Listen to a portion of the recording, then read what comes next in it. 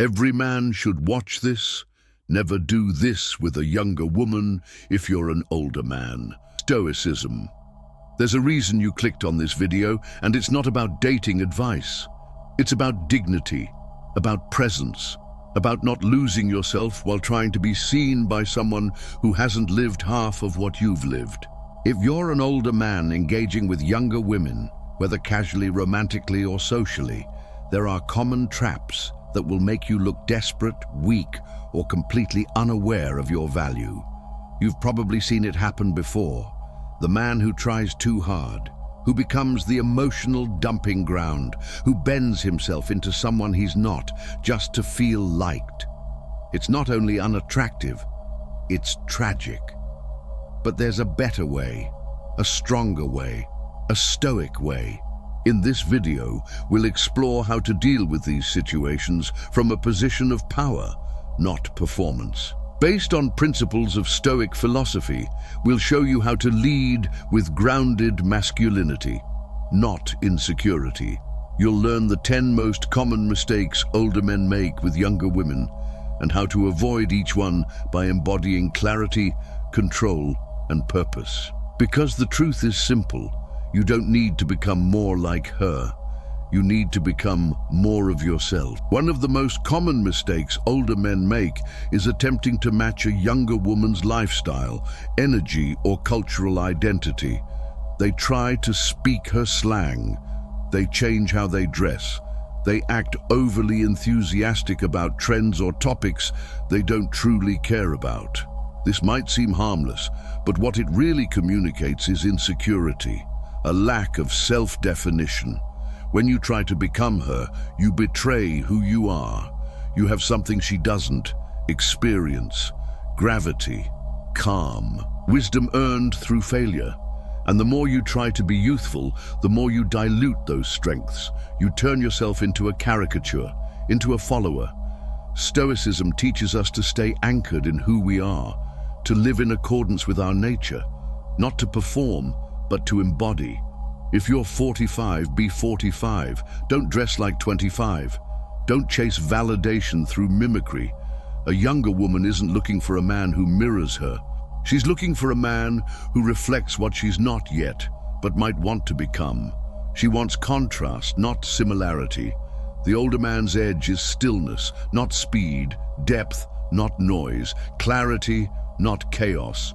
So don't try to match her energy. Let her adjust to yours. Be the rock, not the ripple. When you're secure in your skin, your presence speaks for you. And that presence, calm, unbothered, timeless, is exactly what creates attraction. Transitioning from this foundational truth, we now enter another common trap that strips men of their strength, mistaking emotional caretaking for connection. It begins innocently. She opens up. She cries on your shoulder. You offer advice. She texts you during a crisis, and you reply instantly. She feels safe with you, and suddenly you've become her therapist. But here's the problem. Being emotionally available doesn't always translate to romantic value. In fact, it often leads you to the dreaded zone of convenience, not desire. Women, especially younger ones, are incredibly intuitive. They know when a man is trying to win them over by becoming the listener, the healer, the hero. But what they're often really seeking is someone who can witness their chaos without getting pulled into it. Stoicism trains us to observe without attachment, to be compassionate but not consumed, supportive but not swallowed. When you become her emotional sponge, you absorb what was never yours to carry. You offer your energy freely, and what's freely given is rarely respected. The man she respects doesn't rush to fix her emotions. He listens with clarity, not desperation. He doesn't say, "I'll be whatever you need." He says, "I'll be myself, and I'll be here if you're aligned." The ability to be present without rescuing is power. It tells her that you're not moved by tears alone, that your emotions are not for sale. She may not say it out loud, but she'll feel it, and that feeling builds attraction rooted in strength. From this emotional boundary, we move to an even deeper form of self-respect, not seeking her validation. The subtle ways we seek approval are often the most damaging. You compliment her excessively, hoping for a smile. You wait anxiously for her texts, checking your phone every few minutes. You adjust your tone, opinions, or standards just to avoid conflict. At first glance, this might seem like care, but underneath, it's neediness. It's the hunger to be liked at the cost of being respected. And here's the truth. The more you need her validation, the less she sees your value. A stoic man doesn't beg for attention. He doesn't mold himself to avoid rejection. He knows who he is, and he lets the world respond accordingly. Validation is addictive. It feels good in the moment. But it puts your self-worth in someone else's hands. That's dangerous, especially when you're dealing with a younger woman who may be used to men chasing her, flattering her, building her ego. When you're different, when you don't chase, when you don't flatter excessively, when your compliments are earned, it shocks her, it resets the dynamic. She realizes that your approval is rare, not guaranteed. And that's when she starts to respect it. Be the man who can walk away, who doesn't need to be liked to feel secure. That man is powerful. That man becomes the standard. Next, we'll talk about a shift in dynamic that changes everything. When you stop trying to impress and start leading, there's a quiet desperation in men who try to impress. Flashy cars, extravagant dinners, exaggerated stories. They're all attempts to earn attention instead of commanding it. But here's the truth. Trying to impress someone means you're already beneath them. It places her on a pedestal you built with your own insecurity. You don't need to perform, you need to lead. Stoic philosophy teaches that leadership begins with self-mastery. A Stoic man doesn't talk about what he's done, he shows it in how he moves, how he speaks, how he lives. There's no need for theatrics. Younger women, whether consciously or not, are drawn to stability. In a chaotic world full of emotional highs and lows, a man who is steady, who doesn't flinch, who knows where he's going, becomes incredibly magnetic. Leadership isn't about controlling others. It's about directing yourself. It's about being intentional. Where you go, how you spend your time, what energy you allow around you. Lead with your energy. Let your calmness guide the moment. Let your decisiveness shape the direction of the interaction. When you stop trying to win her and instead invite her into your frame, everything shifts. And yet, many men sabotage this by getting ahead of themselves, by building fantasies before reality. That brings us to our next critical point. Don't project a future that doesn't yet exist. The imagination is a powerful thing, but in relationships, it can become a curse. Many older men fall into the trap of projection. After a few good conversations, a spark of chemistry, or a single intimate night, they begin to imagine the future. Trips together, family, emotional healing, saving her. But here's the problem. Fantasy blinds you to facts. When you project a future too early, you overlook red flags. You excuse immaturity. You tolerate disrespect. All in the name of potential. Stoicism reminds us to observe what is, not what could be. The present reveals all truth. Does she show up consistently? Does she communicate with clarity? Does she align with your standards? If not, no imagined future will fix that. A Stoic man doesn't fall in love with who she might become. He pays attention to who she is right now. And he chooses based on reality, not illusion. Younger women may still be exploring who they are. That's fine, but that doesn't mean you should mold your life around a dream version of her. Live in the now. Be curious, but not captivated. Be open, but not consumed. When you project too much, you're not relating to her. You're relating to your own fantasy. The next mistake, then, becomes easier to fall into. When reality disappoints, some men settle for being plan B, but real men never allow themselves to become backups.